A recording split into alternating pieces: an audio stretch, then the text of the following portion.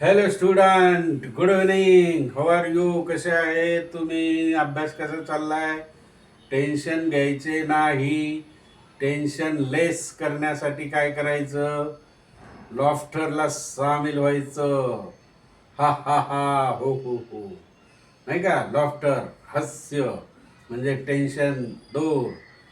नंतर आपला study continue न करता थोडा गॅपने करायचा. 10-15 मिनटं फिरायचं थोडंसं.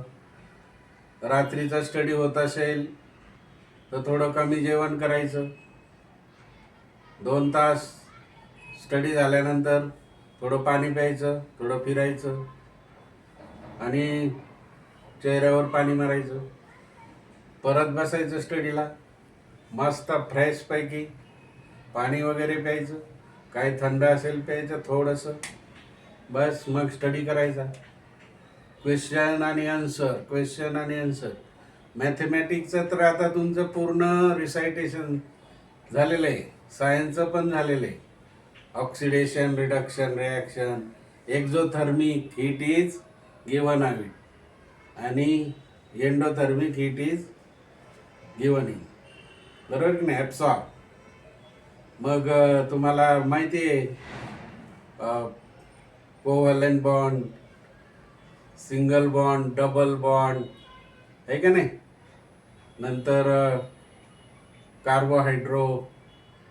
हायड्रोकार्बन, नंतर सॅच्युरेटेड आणि अनसॅच्युरेटेड कंपाऊंड. अनसॅच्युरेटेड डबल किंवा ट्रिपल बॉन्ड कार्बनमध्ये. सॅच्युरेटेड म्हणजे सिंगल बॉन्ड, आहे का नाही? अशा प्रकारे रिसाईट परत परत परत परत जर तुम्ही अभ्यास केला तर ते परीक्षेला लिहिताना स्पीड वाढतो, अक्षर चांगलं येतं आणि पर्सेंटेज आपल्याला चांगले मिळतात, आहे का नाही मित्र? आत्ता आपण इंग्लिश तुम्हाला मी बरंचसं सांगितलं आहे. परत तुम्हाला सांगतो. No sooner than, as soon as, not only but also, greater than म्हणजे पॉझिटिव्ह डिग्री, कंपॅरेटिव्ह डिग्री आणि superlative, strongest boy, superlative degree. त्याचप्रमाणे पंक्च्युएशन 2 मार्काला आहे. 4 शब्द लिहा, एका शब्दातून 4. नंतर लेटर रायटिंग, किती काय सोपं. इंग्लिश आला म्हणजे तुम्ही लेटर, वडिलांना पत्र लिहिता. Friend, write a letter to your friend, मित्राला पण पत्र लिहिता. कशाबद्दल लिहिता? बर्थडेबद्दल लिहिता. इंडिपेंडन्स डे, 26 जानेवारी, 15 ऑगस्ट, नाही का? फेस्टिवल, दिवाळी फेस्टिवल, समर वेकेशन किंवा विंटर, बरोबर? अशा प्रकारे रेनी सीझन, भरपूर तुम्हाला बोलता येईल आणि स्पष्ट लिहिता येईल. असे निबंध पण तुम्ही लिहिलेले आहे. त्यामुळे इझी रायटिंग, भरपूर तुम्हाला क्वेश्चन आहेत आणि सहजासहजी तुम्हाला लिहिता येणार आहे. Very easy. तुम्ही जर आता याचं आपलं सतत वर्ष झालं आपल्याला कंटिन्युएशन तुम्ही लिहित राहिले, इंग्लिशच्या वहीमध्ये इंग्लिश, मॅथच्या वहीमध्ये मॅथ आणि सायन्सच्या वहीमध्ये सायन्स, जर असं सतत लिहित राहिले, तुमचं एकदम 11वी-12वीला एकदम सोपा सिलेबस होऊन जाईल मित्र. आता इंग्लिशमध्ये they didn't know what to say, interrogative आणि अफर्मेटिव्ह, नकारात्मक आणि सकारात्मक वाक्य आहेत ते येतातच. सकारात्मक येतात, एक्सक्लेमेटरी येतात, आहे का नाही?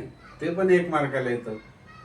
मग इथे they didn't know what to say, affirmative काय होईल त्याचं?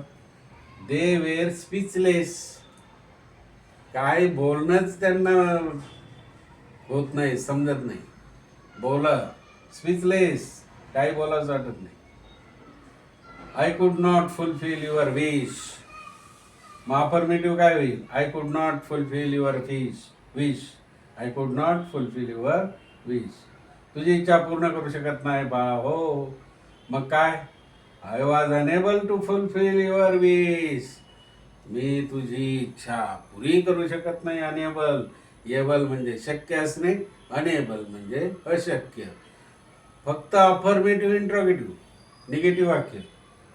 फक्त अपोजिट शब्द असला की लगेच वाक्य बदलतं. I was unable to fulfil your wish. अरे तुझी इच्छा पूर्ण करण्यासाठी मी अशक्य होतो, आहे की नाही. I haven't yet read 500 books. I haven't yet, I have not yet read 500 books. 500 पुस्तकं अद्याप मी वाचलेली नाही. मग I have yet to read 500 books. I have yet to read 500 books. आता या ठिकाणी 2 मार्काचं आहे मित्रांनो, परंतु इंग्लिश जर तुम्हाला चांगलं बोलता आलं तर वेगवेगळ्या प्रकारचे ग्रामरचे वाक्य आहेत, ॲडजेक्टिव्ह आहेत, वर्ब्स आहेत, क्लॉज आहेत, हे सगळं डिसाईड झालेलं आहे. लाईक तुम्ही कॉमेंट मस्तपैकी केले मित्र हो. Thank you for your cooperation. And like करा, सबस्क्राईब करा आणि शेअर करा. Okay, good night, bye.